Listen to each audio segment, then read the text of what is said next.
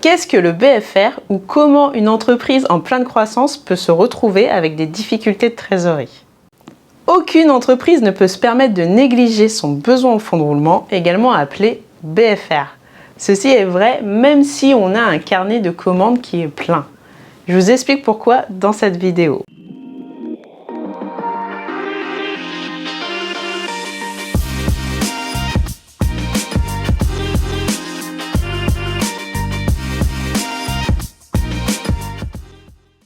Je suis Solène Coriol, expert comptable, commissaire aux comptes, coach professionnel. Mon métier consiste à vous donner des outils, des astuces et de l'information pour vous permettre d'optimiser la rentabilité de votre entreprise. Vous le savez maintenant, pour moi, l'entrepreneuriat est une affaire de passion. C'est pour ça que c'est important pour moi de partager avec les chefs d'entreprise ambitieux mes connaissances en finance d'entreprise, en fiscalité, en ressources humaines. Pour ça, j'ai créé 2 sociétés. Koi Finance, qui est une société d'expertise comptable qui met l'accent sur la proximité client, et Koi Coaching, qui est une société d'accompagnement à la création d'entreprise. Je vous propose également une offre de formation pragmatique, directement utile à votre business, finançable CPF. Le lien est dans la description pour la première, celle sur le business plan. Revenons aux besoins de fonds de roulement, également appelés BFR. Le besoin de fonds de roulement correspond aux besoins de trésorerie court terme liés au décalage de paiement. Je vous donne un exemple. Vous venez de signer un gros contrat, vous êtes très content. Votre client va vous payer sous 30 jours. En attendant que le client vous paye, vous allez devoir commander les marchandises, payer vos frais généraux, avancer les salaires. Autrement dit, avant de pouvoir être payé à votre juste valeur, il va se passer un certain délai pendant lequel vous avez besoin de trésorerie. C'est ça le besoin de fonds de roulement. En fait, ce qu'il faut comprendre, c'est qu'il y a un véritable piège derrière cette notion de besoin en fonds de roulement. Premier piège du BFR. Plus votre activité va se développer, plus vous aurez des frais à avancer. Plus de salaire, plus de stock à commander, etc. Du coup, plus votre besoin de trésorerie court terme va augmenter. Plus il y a de risques de se retrouver dans l'incapacité de payer ses charges, voire dans un état de cessation de paiement pour les cas extrêmes. Mais du coup, si vous ne pouvez pas payer vos charges, vous ne pouvez pas réaliser la prestation. Si vous ne pouvez pas réaliser la prestation, vous ne pouvez pas être payé, et ainsi de suite. C'est un véritable cercle vicieux. Deuxième piège du BFR, ce serait quelqu'un qui lance son activité, qui voit que finalement, en termes de résultats, c'est rentable, mais cette personne omet de faire un business plan complet. Par exemple, elle ne prend pas en compte ce besoin de fonds de roulement ou elle ne fait pas de son tableau de trésorerie. Ce qui risque de se passer, c'est qu'il va y avoir des mois finalement où l'entreprise va se retrouver à découvert ou dans l'incapacité de payer ses charges. Il faut inévitablement l'anticiper en amont. Alors, comment on interprète cette notion de besoin de fonds de roulement? Le besoin de fonds de roulement, il peut être positif ou il peut être négatif. S'il est positif, ça veut tout simplement dire que vous avez besoin de trésorerie court terme. Okay? C'est la majorité des entreprises.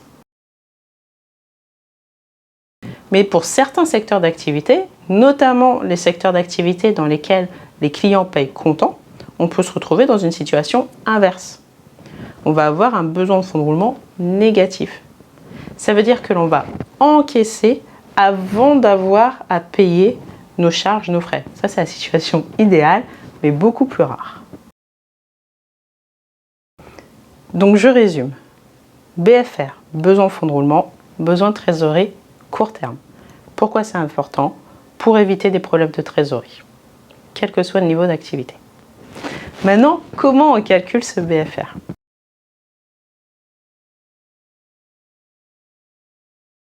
La formule, elle est assez simple. C'est stock plus mes créances clients, moins mes dettes fournisseurs, moins mes dettes fiscales et sociales. Je reviens un peu sur chacun de ces éléments. Le stock, il n'y a pas de piège en fait. C'est simplement le stock que vous devez avoir pour pouvoir livrer vos clients. C'est la valeur de ce stock-là. Les créances clients, c'est l'argent que le client vous doit. Par exemple, vous faites une commande, il y a 40% qui sont payés comptant, 60% qui sont payés sous 30 jours. La créance client, c'est la valeur de ces 60%. Dette fournisseur, c'est l'inverse, c'est les délais de paiement que je réussis à obtenir. Les dettes fiscales et sociales, dans la partie dette fiscale, on va essentiellement trouver la TVA qui est due, la TVA à reverser à l'État. Et sur la partie dette sociale, c'est les rémunérations des salariés et les charges sociales associées. En fait, on part du principe que les salariés vont devoir travailler un mois avant d'être payés, voire un mois plus quelques jours. Okay. Du coup, c'est un peu comme s'ils vous accordaient un délai de paiement, en fait, puisqu'ils vont travailler avant d'être payés. Le BFR, le stock, plus mes créances clients, moins mes dettes fournisseurs, moins mes dettes fiscales et sociales. Donc maintenant, il y aurait une question qui serait légitime de se poser. Comment limiter son besoin de trésorerie court terme? Comment piloter ce BFR? J'ai pas de recette miracle, mais il va falloir faire attention à quelques points. Le premier, le stock. Il faut éviter d'avoir des stocks trop importants ou, si possible, au moins demander aux clients des acomptes qui permettent de couvrir le montant des marchandises commandées. Deuxième axe, ça va être les créances clients. Les créances clients, ça tient au délai de paiement que j'accorde à mes clients, donc dans mes conditions de règlement, mais aussi à l'effort de recouvrement que je vais faire, le fait de relancer régulièrement mes clients pour éviter d'avoir des créances qui augmentent de trop. Troisième axe, essayer à l'inverse au maximum d'obtenir des délais de paiement de la part de ses fournisseurs.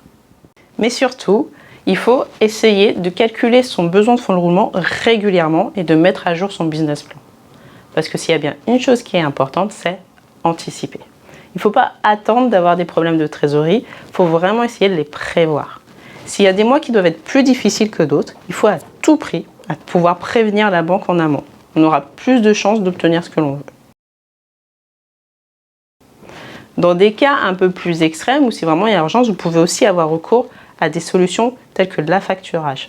L'affacturage, ça revient à céder une créance à un prestataire spécialisé. Du coup, vous allez encaisser tout de suite l'argent et le prestataire va s'occuper du recouvrement de la créance. Cette solution a un coût quand même. J'espère que cette vidéo vous a permis de bien comprendre ce qui est le besoin de fonds de roulement et surtout de comprendre son importance. Si vous souhaitez aller plus loin, vous avez le lien vers ma formation « Établir son business plan » même si vous êtes allergique aux chiffres. Le lien est dans la description. Vous connaissez notre deal. Moi, j'anime ces vidéos par passion parce que c'est important pour moi de partager avec les chefs d'entreprise ambitieux mes connaissances en finance d'entreprise, en fiscalité, en ressources humaines. Et vous, pour m'aider à continuer, vous continuez à m'indiquer en commentaire les sujets que vous aimeriez que je traite. Comme d'habitude, si vous le souhaitez, vous pouvez m'envoyer un mail ou utiliser le formulaire de contact qui se trouve dans la description. L'adresse mail est juste en dessous. Sinon, je vous dis à très vite.